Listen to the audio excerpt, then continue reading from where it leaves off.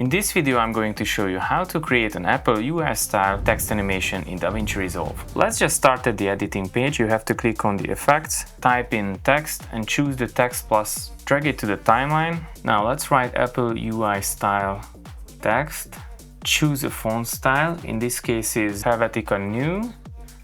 Light or medium could work very well. Now, after adjusting the size and adjusting the tracking a little bit, then you have to go to the Fusion page. On the Fusion page, the first thing you need to do, click on this box and choose the follower. Right after choosing the follower, go to the modifiers, click on the Transform tab and choose by words. Add a keynote to offset.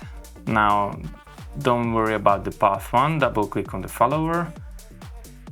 Go to frame 0 and adjust the offset to 0.077. This will be the starting point of your text.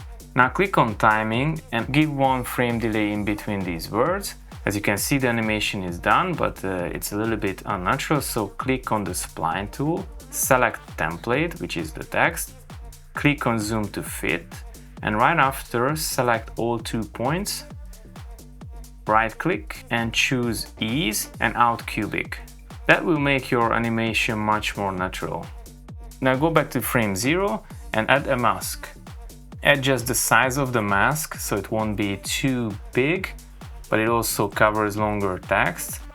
And move it a little bit lower so at the start position it will cover your text.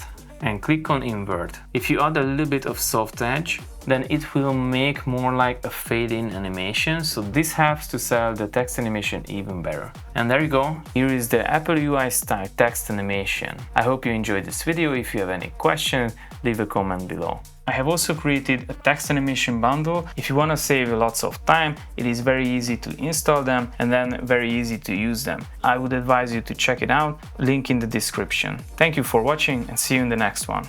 If you want to learn more about how to create text animations, click on the video right here.